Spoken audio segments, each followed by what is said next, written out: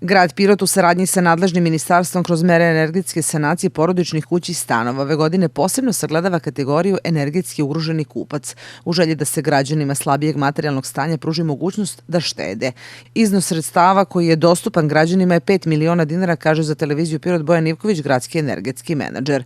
Do sada je stiglo 10 prijava. Karakteristika ovog konkursa je ta što mogu da konkurišu nosioci prava energetski ugroženi kupac. Ja bi još apelovao našim sugrađanima da svi oni koji imaju taj status da razmisle da konkurišu i eventualno oni sugrađani koji mogu da ostvare taj status da krenu taj postupak, jer nije kasno da završe taj postupak, da ostvare to pravo i da nakon toga izvrše prijavu na konkurs.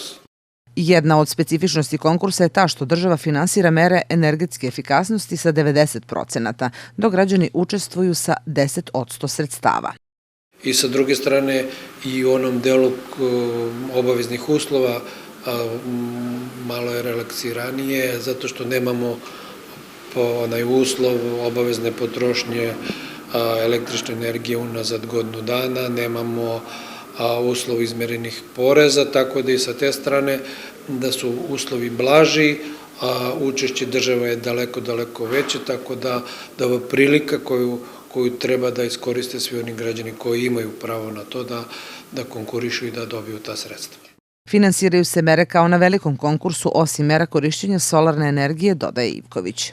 Sem dve mere, to su mere koje se tiču korišćenja solarne energije, znači mera nabavka solarnih kolektora za sanitarnu toplu vodu i mera nabavka i ugradnje solarnih panela za proizvodnju električne energije. Znači sve ostale mere, poput stolarije, izvora toplote, toplotnih pumpi, tehničke dokumentacije koja je neophodna za sprovođenje tih mera su prisutne u ovom konkursu.